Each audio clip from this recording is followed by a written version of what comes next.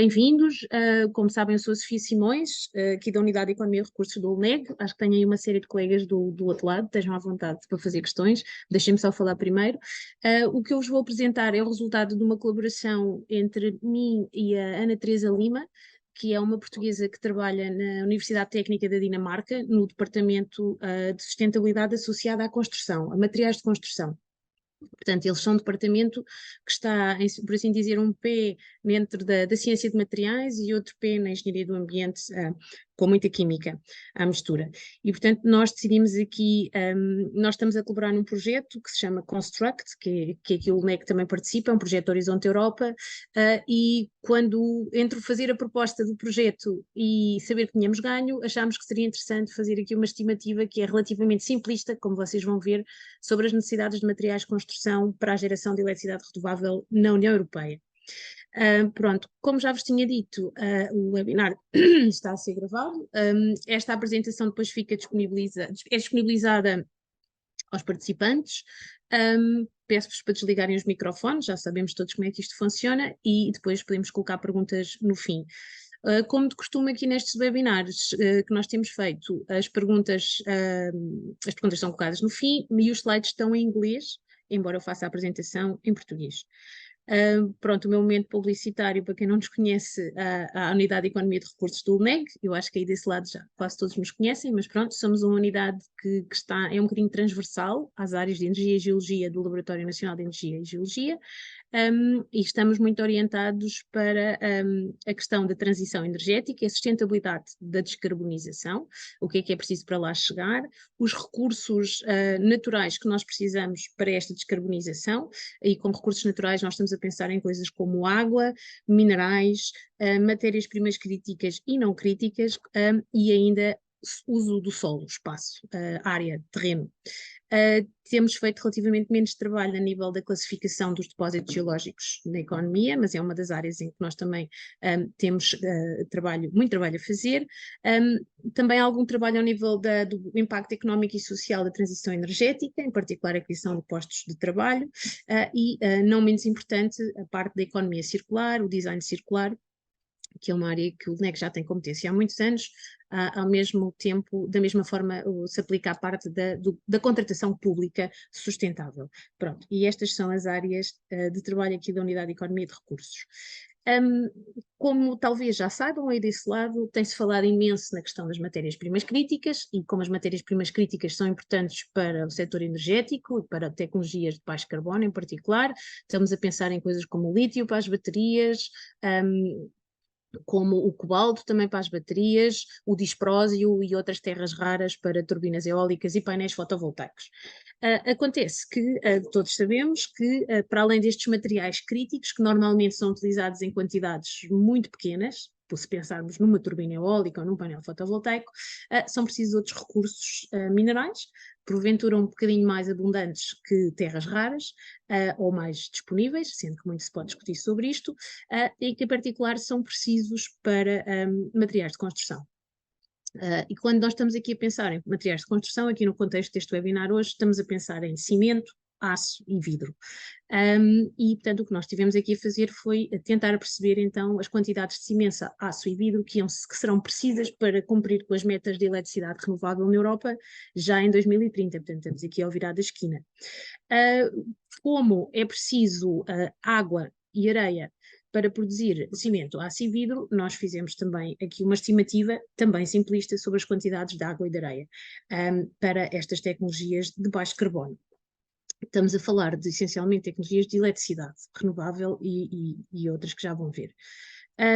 Outra coisa que depois também nós fizemos foi perceber, não é só a quantidade de materiais de construção e de aço e areia, etc., que precisamos, e de água, então o que é que isto implica em termos de emissões de dióxido de carbono e dióxido de carbono equivalentes, que só no que tem a ver com a quantidade, a produção destes materiais, portanto, o fabrico de cimento, o fabrico de aço e o fabrico de vidro. E fizemos uma pequena brincadeira, não se entusiasmem muito, foi só mesmo uma pequena brincadeira sobre os impactos que, se nós pensássemos que pudéssemos fazer reciclagem, que impacto é que isto podia ter nestas emissões. E, portanto, agora os slides passam em inglês, este é um bocadinho a estrutura daquilo que vos quero apresentar hoje. Começo por dizer que aquilo de que vos quero falar está publicado, foi publicado no final do verão, na revista científica Journal of Cleaner Production, e portanto estas notas que eu vos estou a dar podem encontrar muito mais informação com muito mais detalhe no artigo, que está em inglês e está disponível na internet, ou também podem pedir. Portanto, voltando aqui, saindo aqui do artigo e voltando aqui à conversa, pronto, porquê os materiais de construção? Porque são materiais que são consumidos em quantidades absolutamente astronómicas, se me permitem usar a expressão, e são materiais cujo consumo tem um impacto ambiental bastante grande, não necessariamente apenas no que diz respeito à emissão de gases de efeito de estufa, mas também no que tem a ver com impactos na biodiversidade, na depleção de recursos e outros. A produção, agora voltando aos gases de efeito de estufa, a produção de aço, de cimento e de vidro são bem conhecidos, portanto, a manufatura destes materiais, o fabrico destes materiais é uma fonte muito bem conhecida de emissões de gases de efeito de estufa com impacto mundial. Quando nós pensamos nos gases de efeito de estufa e nas emissões de CO2 equivalente, na nossa economia, normalmente temos a produção de energia, claramente, e depois a seguir a indústria. Dentro do setor industrial, temos estas três grandes indústrias que até são conhecidas como indústrias difíceis de descarbonizar, isto porque a produção de aço, cimento e vidro tem emissões que não têm que ver só com o combustível, com a queima de combustíveis fósseis, mas têm emissões de processo da calcinação do calcário e dos outros materiais que libertam dióxido de carbono. E, portanto, são importantes áreas ou importantes focos de emissões de gases de efeito de estufa. Além disso, e vou saindo aqui outra vez dos gases de efeito de estufa, consomem recursos naturais muito importantes para nós, como a areia e a água. E, portanto, podem ver aqui, isto é bonequinho, isto é água e isto é areia. E podem ver aqui o volume de emissões da produção de aço no mundo em 2020, que é muito substancial, e o volume de betão, aqui já não é cimento, é betão, portanto, que é o cimento é uma matéria-prima, por assim dizer, do betão, que depois misturado com areia e água, o cimento misturado com areia e água faz betão, e portanto são volumes enormes, são enormes quantidades de materiais que têm impactos ambientais muito grandes, volto a repetir, não é só a nível da emissão de gases de efeito de estufa, mas também noutros descritores ambientais. Nós precisamos de aço, vidro e betão / cimento em tecnologias de baixo carbono. Eu aqui pus os bonequinhos das tecnologias de baixo de carbono, quase todas que nós estamos a considerar, portanto nós fizemos esta estimativa para eólica onshore, eólica offshore, painéis fotovoltaicos, concentrado solar, hidroelétricas, mas também para geotérmica e nuclear, que foram as tecnologias de eletroprodutoras de baixo carbono que nós consideramos, e penso que talvez saibam que o betão e o aço são necessários nas fundações das turbinas eólicas, do solar fotovoltaico, nas tecnologias de concentrado solar, e fazem toda a infraestrutura de uma central hidroelétrica e de uma central nuclear é feita à base de betão e aço. O aço, além disso, é um material importante nas torres das turbinas eólicas, portanto aqui assim nestas torres, e é usada para reforçar o betão em todas as outras estruturas. O vidro, em particular o vidro plano, é disso que estamos a falar, é um vidro plano que não é um vidro plano qualquer, é um vidro de alta qualidade que tem que ser produzido de forma muito específica, é vital tanto aqui nos painéis fotovoltaicos como no concentrado solar. Portanto, são materiais que são, neste momento, tal como nós sabemos, absolutamente necessários para estas tecnologias. Tanto quanto nós sabemos, este foi o primeiro estudo que fez esta quantificação destas quantidades de materiais e, eventualmente, o que é que isto pode implicar para os consumos de água e areia no que diz respeito apenas à Europa e se realizarmos as ambições europeias de implementar tecnologias de eletroprodutoras de baixo carbono. Provavelmente já todos ouviram falar nisto, que é o Fit for 55, que é uma das grandes bandeiras políticas atuais da Comissão Europeia, onde se ambiciona reduzir as emissões de gases de efeito de estufa na Europa até 2030 em 55%, portanto é um objetivo bastante ambicioso. Como parte deste objetivo Fit for 55, e às vezes é aqui abreviado como FF55, existem imensas áreas de atuação e uma delas bastante importante e que focamos aqui é a promoção de energia renovável. É a promoção de energia renovável que inclui também bioenergia, mas nós aqui neste trabalho estamos a focar em eletricidade renovável e de baixo carbono. E, portanto, este gráfico não são resultados inovadores do nosso trabalho, este gráfico é o que se está a prever, no âmbito do Fit for 55, o que é que vai acontecer à instalação, à capacidade instalada de tecnologias renováveis na Europa, se cumprirem os objetivos do Fit for 55. Portanto, vocês vão ver mais alguns gráficos com este aspecto, por isso eu agora vou perder aqui um bocadinho de tempo com isto. Isto no eixo dos Y é a capacidade instalada, nova capacidade instalada, ok? Não é... tem em conta aquilo que já existe, mas estamos a fazer só o diferencial, o acréscimo de capacidade instalada. Este 10-20 aqui é na década passada, entre 2010 e 2020. Isto foi o que foi instalado, a partir do ano 2010, nova capacidade instalada, e vocês veem aqui que houve um aumento grande de solar, foi essencialmente fotovoltaico, mas também solar concentrado, ou solar de concentração. Houve muito menos crescimento em energia nuclear e houve bastante nova capacidade em eólico onshore. Pronto, agora olham, conseguem ver rapidamente que para a década que vem a seguir, de 2021 a 2030, estamos a falar de um aumento muito maior. Portanto, estamos a falar, de acordo com os estudos da Comissão Europeia, para cada país da União Europeia, e já não incluímos aqui o Reino Unido, estamos a falar de cerca de 500 terawatts de nova capacidade. Portanto, isto são novas unidades que vão ser instaladas para conseguirmos cumprir com este objetivo ambicioso de redução das emissões de gases de efeito de estufa de 55% em 2030. Algumas destas já estão em curso, não é? Nós agora estamos no final de 2023, também aqui em Portugal já foi instalado, por exemplo, imenso solar fotovoltaico, mas acho que é fácil perceber que isto é bastante ambicioso e implica um consumo grande de materiais e ocupação de espaço, etc. Uma nota aqui é que estes valores que estão aqui agregados e que nós agregamos em eólica onshore, offshore, o solar, que estão a ver que é o que vai crescer imenso, só um bocadinho de nuclear e depois também temos um bocadinho de hidroelétrica, não são, esta barrinha é diferente de país para país. E nós também temos essa informação no artigo, que eu hoje não vou entrar aqui em grandes detalhes, ou seja, não se prevê que, obviamente, que Portugal venha a instalar a mesma quantidade de solar fotovoltaico que a Alemanha ou que a Dinamarca. Não se prevê que os megawatts a instalar, ou terawatts, de eólica offshore sejam diferentes, sejam os mesmos em todos os países, obviamente que não. Portanto, cada país terá um perfil diferente de novas tecnologias de eletricidade renovável em função da sua disponibilidade de recursos renováveis, da área disponível, das necessidades desse país. Pronto. Estes valores que eu vos estou a mostrar aqui, nós fomos buscá-los aos diversos estudos técnicos de apoio ao Fit for 55, que estão publicamente disponíveis na página da Comissão Europeia. Então, o que é que nós quisemos fazer? Nós que fizemos aqui com este trabalho foi estimar as quantidades de materiais, e concretamente o betão, o aço e o vidro, necessários para atingir aqueles terawatts que vocês viram ali, e queremos perceber também, fizemos aqui um bocadinho uma análise, mais uma vez simplista, perceber qual é a parte destes materiais que vem de origem primária, ou seja, de minas e pedreiras, e qual é a parte destes materiais que poderiam vir de, eventualmente, fontes recicladas.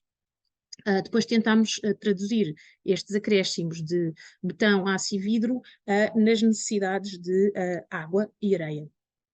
E, por fim, tentar, então, traduzir, mais uma vez, isto em necessidades, em evolução das emissões de dióxido de carbono para termos estes materiais disponíveis na União Europeia. Ainda fizemos aqui uma variante que vos peço a vossa atenção, que foi pensar o que é que aconteceria se nós mudássemos o nosso perfil de importações e a fonte de origem dos materiais de construção que nós usamos.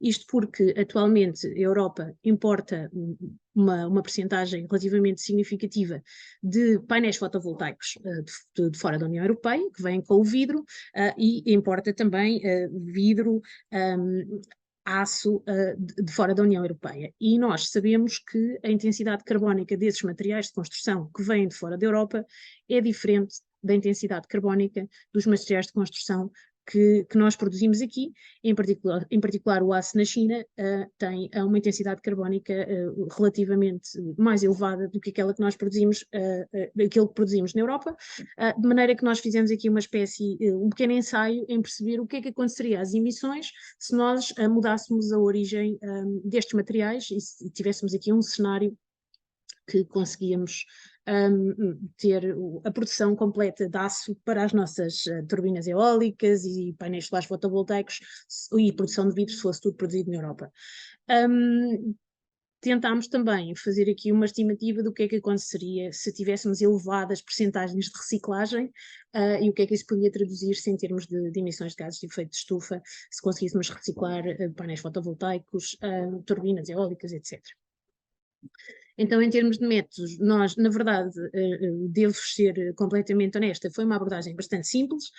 O que fizemos foi uma revisão de literatura exaustiva para perceber quais são os coeficientes, a intensidade de materiais, se lhes quiserem chamar, por tecnologia de baixo carbono, ou seja, em quilos por megawatt, para as diferentes tecnologias, e podemos ver aqui para o aço, para o betão e para o vidro, que temos tecnologias, por exemplo, como o solar concentrado, que é muito mais intensivo em betão, porque precisa toda uma infraestrutura de apoio, ou, obviamente, as centrais hidroelétricas, que são completamente construídas em betão por megawatt.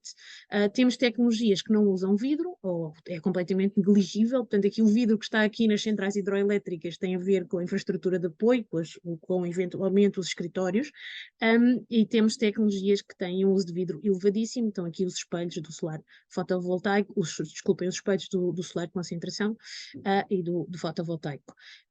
Também aqui no aço temos, claro, variações nas necessidades de aço por tecnologia. Já devem estar aí a perceber desse lado que isto foi uma simplificação muito, muito grande, porque nós basicamente consideramos um único tipo, uma tecnologia tipo de eólica onshore, offshore, solar, fotovoltaico, concentrado solar, hidroelétricas, etc. E nós sabemos que existem turbinas com tamanhos muito diferentes e, por definição, com intensidade de utilização de recursos muitíssimo diferente. Portanto, isto já aqui temos uma grande limitação e uma simplificação muito grande que foi, para já, consideramos basicamente uma gama de valores da literatura, até de vários produtores de turbinas, por exemplo, como a Vestas, e utilizámos valores médios, basicamente fizemos uma média.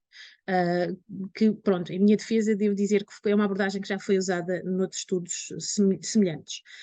Depois aqui fizemos mais ou menos a mesma coisa para a areia, para a água, sendo que na areia nós basicamente o que estamos a fazer é, sabemos qual é a proporção de areia que é usada na produção do betão, e a proporção de água que é usada na produção de betão. Mais uma vez, claro que há formatos, com tipos de betão diferentes, que têm percentagens relativamente diferentes, mas estes valores também são uma simplificação e, portanto, não estão incorretos, podem não representar a diversidade de todos os tipos de betão que existem.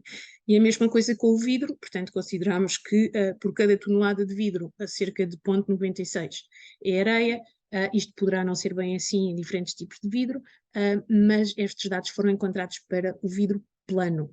O vidro plano para o fabrico de vidros de alta qualidade, sendo que, claro, poderá haver diferenças de vidro para vidro, e a mesma coisa com a água. Estes valores aqui do mais e do menos é o tipo de água, se é usado água primariamente no processo produtivo ou em atividades auxiliares ao processo produtivo. Portanto, isto é outra maneira de mostrar estas necessidades de materiais por diferentes tecnologias de baixo carbono e, portanto, era aquilo que eu estava a dizer há bocadinho, os números estão tentativamente à escala, nós podemos aqui ver que em termos de toneladas por megawatt é do betão que estamos a falar, esse sim representa o betão e o seu antecessor, o cimento, representam quantidades muito grandes de materiais, e em termos de betão será o concentrado, o solado de concentração que vai ter um peso maior, pelo menos, e aqui está uma outra limitação, nas tecnologias como elas são agora. Nós só consideramos o atual design de tecnologias e não consideramos como é que irá evoluir o solar de concentração no futuro. Eventualmente poderão vir a ser desenhadas tecnologias com um consumo muito mais baixo de materiais. Foi assim o nosso mapa conceptual para fazer agora estas estimativas, que é um bocadinho aquilo que eu vos tenho estado a dizer. Portanto, nós temos aqui, por exemplo, o consumo de areia. A areia pode ser utilizada na produção de betão e na produção de vidro. Nós temos a produção de betão e a produção de vidro originam emissões. Temos um coeficiente de intensidade carbónica do betão, que é detalhado por cada país da União Europeia. Portanto, nós fomos buscar os dados às submissões nacionais às Nações Unidas para cada país da União Europeia, de qual era a intensidade carbónica do seu betão, o betão que produzimos em Portugal, o betão que produzimos, etc. Aqui está um exemplo para o solar fotovoltaico, mas isto é para outras tecnologias também se aplica. Portanto, no caso do betão, nós consideramos a intensidade carbónica de cada país da União Europeia, onde a tecnologia está a ser instalada. O que é que isto quer dizer? Quer dizer que nós assumimos que não há troca, comércio de betão entre países da União Europeia. Normalmente o betão e o cimento são materiais pesados e não são aqueles que são produzidos para ser exportados na maior parte dos casos, embora em muitos casos sim, haja exportações de betão, e portanto consideramos para a maior parte dos países que uma turbina eólica que vai ser implementada na Alemanha e vai precisar de betão, as emissões associadas a esse betão são as emissões da intensidade carbónica da Alemanha e por aí fora. Nos países onde não há produção de betão, assumimos a intensidade carbónica média do betão do cimento na Europa. Pronto, foi mais ou menos esta a lógica considerada e, portanto, só vem aqui a bandeirinha da Europa, certo? Quando olhamos para o vidro, já não fizemos isso, portanto, nós fomos calcular com base numa série de dados de mercados de fotovoltaico e também com input que eu agradeço muito ao Carlos Rodrigues e também à Teresa Simões, que nos deram aqui algumas dicas, e penso que, se não estou enganada, a João Cardoso, aqui do LNEG. E, portanto, o que nós fizemos foi calcular qual é que seria a percentagem de painéis solares fotovoltaicos produzidos na Europa, e qual é que seria a intensidade carbónica do vidro plano produzido na Europa. Portanto, andámos a ver onde é que é produzido vidro plano com a qualidade para ser usado em painéis fotovoltaicos na Europa e qual é a percentagem dos painéis solares que são produzidos na Europa. E, portanto, aí temos uma fração das nossas emissões de dióxido de carbono associadas à produção de vidro para painéis fotovoltaicos na Europa. Mas, como vocês se calhar todos sabem, a Europa importa muitos dos painéis solares fotovoltaicos que produz, não os importa só da China, mas importa também muito da China, e portanto o que nós fomos fazer, fomos buscar a intensidade carbónica da produção de vidro plano de alta qualidade na China, que foi um bocadinho difícil de encontrar, mas conseguimos encontrar, e tentámos e multiplicámos basicamente, esta quantidade do vidro, as emissões, a intensidade carbónica do vidro é ponderada entre a quantidade de vidro para painéis solares fotovoltaicos que vem da Europa e que vem da China, certo? O aço, seguimos uma abordagem semelhante, também temos a produção, a intensidade europeia da produção de aço, sabemos quantos painéis solares são produzidos na Europa e também sabemos que a intensidade carbónica da produção de aço na China é muito maior. E, portanto, com base neste trabalho um bocadinho exaustivo de andar a perceber quais é que seriam as cadeias de valor e de abastecimento dos painéis solares, das turbinas eólicas e por aí fora em cada país da Europa, chegámos a valores que nos permitiram estimar quais são as emissões de gases de efeito de estufa, neste caso está aqui exemplificado para os painéis solares. E foi mais ou menos a lógica que nós usámos para construir, ao fim e ao cabo o que nós acabámos por fazer foi construir um modelo em Excel, também não é assim nada muito sofisticado, que nos permite estimar o que é que acontece quando mudamos as fontes dos materiais. Em cima desta abordagem, construímos 3 cenários, já vos vou mostrar aqui um esquema um bocadinho complicado aqui à frente. Um cenário que é o BAU, que é o Business as Usual, em que nós estamos daqui até 2030, assumimos a mesma intensidade de consumo de materiais por megawatt, portanto as tecnologias não mudam nada, a tonelada de cimento por cada megawatt de turbina eólica é a mesma daqui até lá, e consideramos as taxas de reciclagem e a origem dos materiais que temos hoje em dia. Ou seja, continuamos a importar os painéis fotovoltaicos da China e continuamos e fazemos a reciclagem exatamente à mesma taxa que temos feito até agora. Depois temos um cenário, é o M, que é EU Manufacture, em que assumimos a intensidade, mantemos a intensidade dos materiais de construção, mas vamos assumir que todos os materiais de construção agora passam a ser construídos na Europa. Portanto, são todos produzidos na Europa. Deixámos de fazer importações da China. Continuamos a fazer a mesma taxa de reciclagem, o resto é tudo igual ao business as usual, mas começámos a pegar em todo o aço e o vidro que temos, que usamos, é produzido internamente. E por fim, temos um cenário circular, que é muito, muito otimista, em que assumimos que vamos conseguir reciclar 90% do aço, do vidro e do betão que usamos. Portanto, foi mais ou menos estes 3 cenários relativamente simples que nós trabalhamos. Isto em termos depois de folha de Excel, ou o modelo que está por trás, é isto que vocês estão aqui a ver. Portanto, nós temos aqui a origem dos materiais na União Europeia, a origem dos materiais na China, cada uma delas tem uma intensidade carbónica diferente, temos as necessidades de água e de areia para os diferentes materiais de construção, e temos as diferentes tecnologias que estamos a considerar, e portanto nós basicamente o que andámos foi a mexer aqui nestes coeficientes todos, consoante consideramos que há ou não há importações da China, ou que a intensidade dos materiais diminui muito, e que se há ou não há reciclagem de aço e de betão e de vidro, que vai ter impacto muito grande aqui depois no consumo destes recursos primários. Então, aqui um cheirinho de resultados. Isto são as nossas necessidades de aço, betão e vidro. Vem a linha mais escura é o primário e a percentagem é o reciclado. Isto é na década passada, portanto, isto é aquilo que nós estimamos que aconteceu entre 2010 e 2020, e isto é o que achamos que poderá vir a acontecer em 2030. No cenário business as usual, em que mantemos a mesma intensidade de aço por megawatt de tecnologia. No cenário EU Manufacture, em que não muda a intensidade, só a única coisa que vai mudar aqui é a origem dos materiais, portanto as necessidades de aço são as mesmas, e no cenário circular. A diferença entre estes 2 cenários, o BAU, o EUM e o circular, é que nós aqui somos super otimistas naquilo que assumimos que é a capacidade europeia de reciclar o aço nestas turbinas.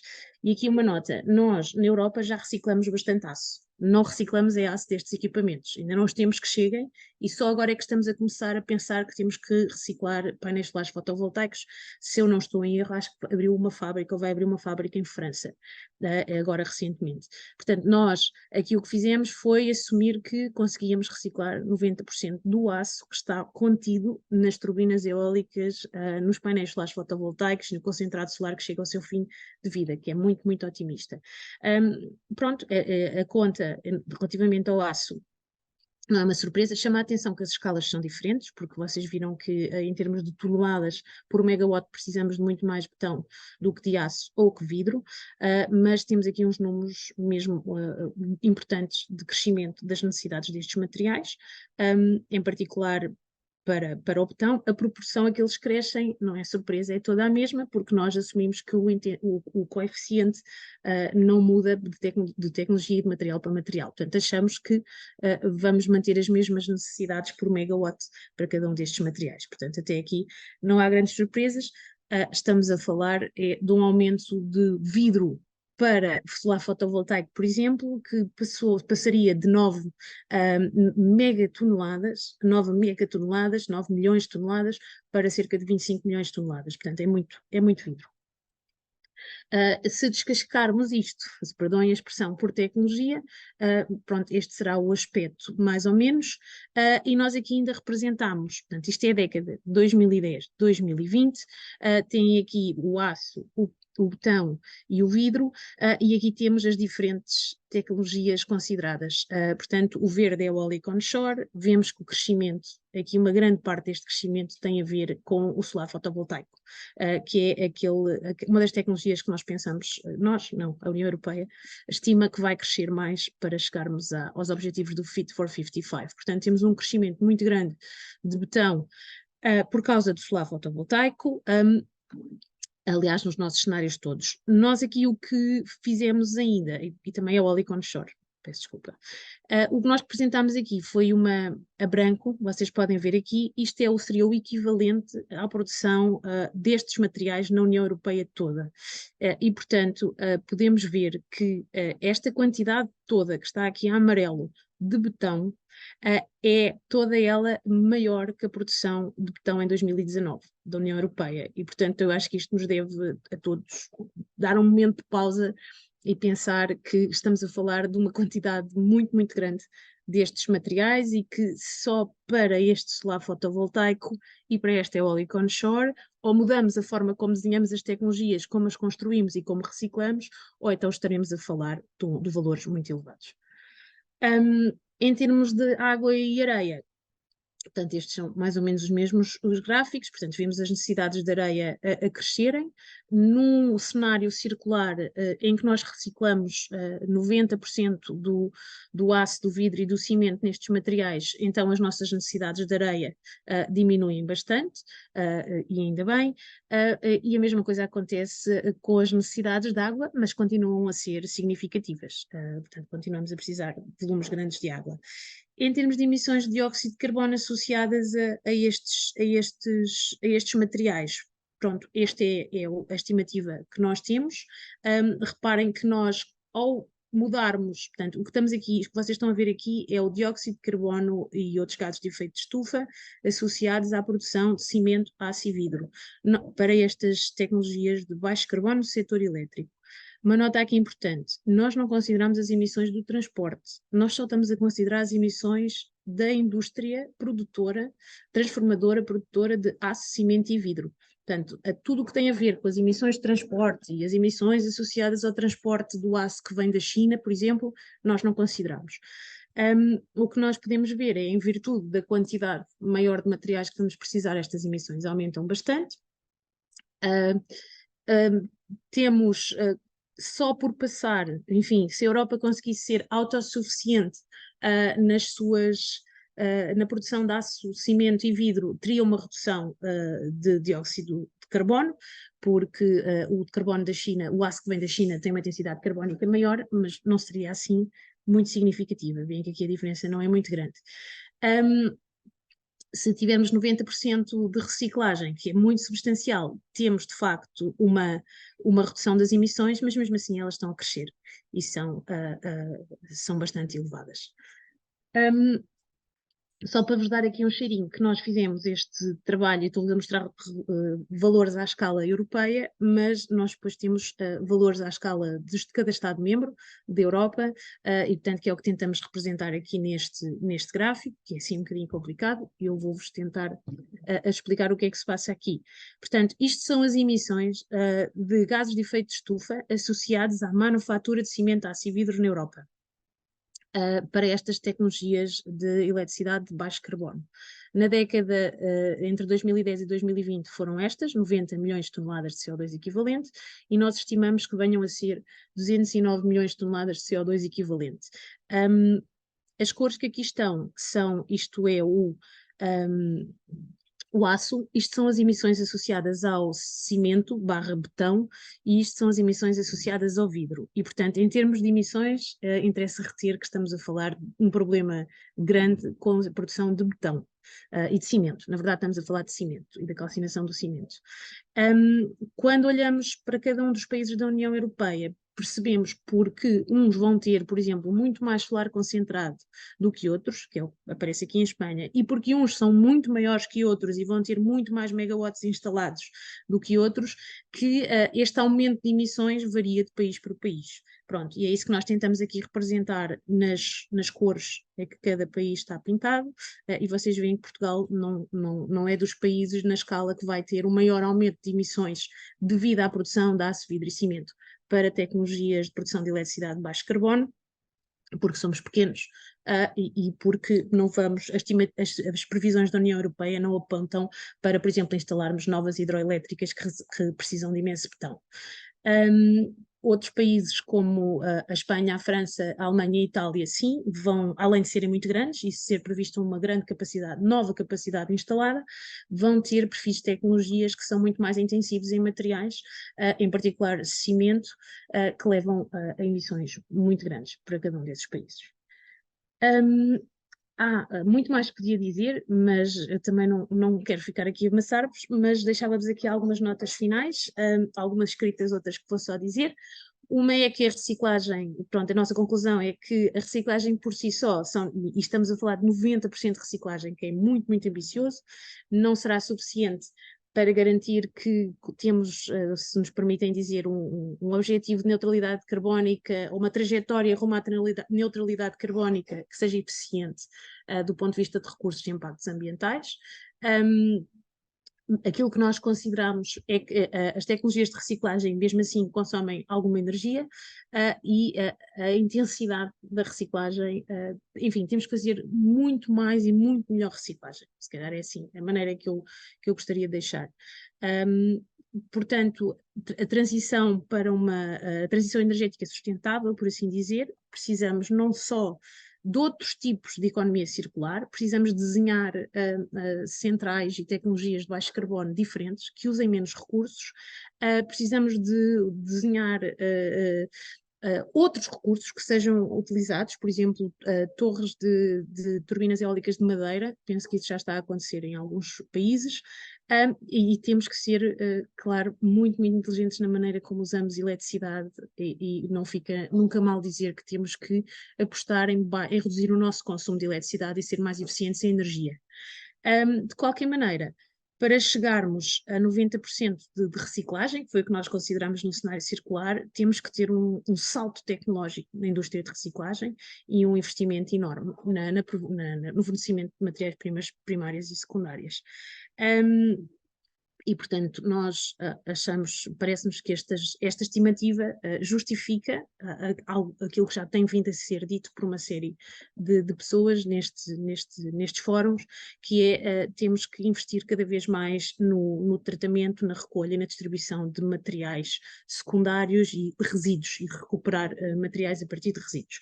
E, por fim, graças ao meu colega Jorge Carvalho, eu queria deixar aqui esta nota, porque ele chamou-me a atenção para isto, que é, independentemente de nós termos feito estas contas, estas estimativas, destas necessidades muito grandes de recursos, de água e de areia, não quer dizer que isto venha a acontecer na prática, porque a areia em particular, e o Jorge, se estiver aí, sabe melhor que eu, é um recurso limitado, já há algumas dificuldades e estrangulamentos na cadeia de abastecimento de areia. Eu sei, e a minha colega Juliana também está aí, que, por exemplo, no vidro, e muito vidro produzido na Europa, a areia que nós estamos a usar vem do norte da África, e, portanto, independentemente das nossas melhores intenções de virmos a produzir muito cimento, muito aço e muito vidro para tecnologias de baixo carbono, podemos ter que lidar com um estrangulamento no abastecimento de areia, em particular, e até de outros recursos.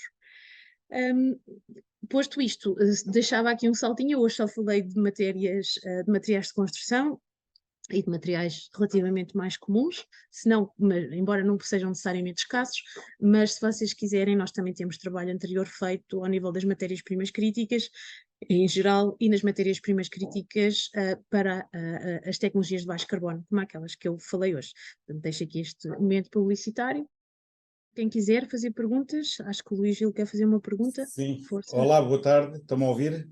Sim, sim, obrigada. Olha, para já, muitos parabéns por este trabalho, aliás, na sequência de outros que tens apresentado, e a equipa aí do UNEG, e realmente sempre com grande utilidade. Mas eu queria deixar aqui três pontinhos. Por um lado, como sabem, eu estou ligado também à biomassa, e não vi aqui a área da produção de energia via biomassa, não foi uma das que foi consideradas. Isso, houve alguma razão por causa disso? A outra, eu ponho já as três questões, que depois, a outra questão era saber se vocês têm alguma ligação a nível da divulgação destes trabalhos na área da energia com a Sociedade Portuguesa de Materiais, porque a Sociedade Portuguesa de Materiais tem, aliás, alguns dos colegas do NEG são membros desta sociedade, e podia ser também um veículo bom para divulgar estes estudos na área dos materiais.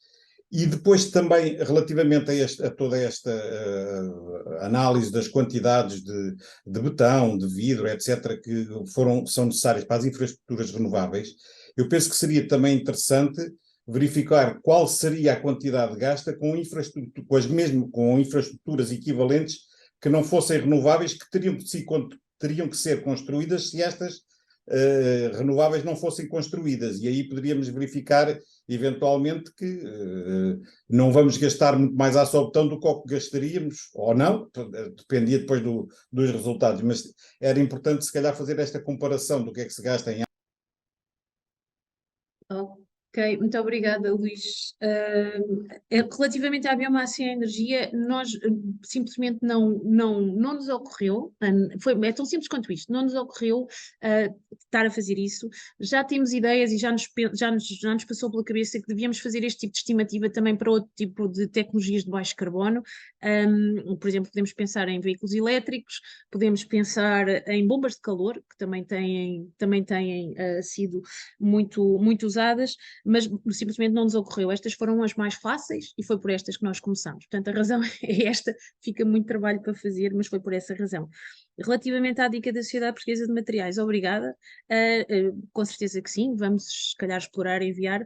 Se calhar do nosso lado não nos ocorreu que isto talvez fosse interessante para esse público, porque tendo a pensar, talvez eu, por falta de conhecimento, que a Sociedade Portuguesa de Materiais estará interessada em estudos mais ao nível da química de materiais ou etc., mas se calhar, e este nosso estudo, bem, enfim, é uma quantificação relativamente simplista, mas com certeza que sim, temos todo o gosto em divulgar. E, finalmente, obrigada pela dica das infraestruturas equivalentes, acho que é super premente, acho que é importante fazer-se, e é uma boa ideia, vamos ver o que é que conseguimos fazer. Entretanto, tenho aqui uma nota sobre as referências aos materiais das pás, das turbinas eólicas. Pronto, os materiais das pás, das turbinas eólicas, que têm levantado muitas questões, não usam de todo estes materiais de construção. São materiais completamente diferentes, resinas, se eu não estou enganada, e portanto daí não ter sido uma bandeirinha que nós tínhamos pensado explorar, não conseguimos fazer tudo ao mesmo tempo, e portanto nem sequer olhámos para esta questão dos pás das turbinas eólicas. É assim. Sim, o Norte de Mateus está aqui a dizer que o vidro pode ser reciclado quase a 100%. A verdade é que o vidro dos painéis solares fotovoltaicos não pode ser reciclado quase a 100%, porque é um vidro que é quimicamente diferente do outro vidro, e algum dos meus colegas que esteja aqui, se quiser que me corrija, é um vidro que tem uma série de aditivos químicos para o tornar um super vidro de super alta qualidade, e portanto nós não conseguimos, tanto quanto eu sei até à data, pegar no vidro dos painéis solares fotovoltaicos e reciclá-lo para vidro de painéis solares fotovoltaicos.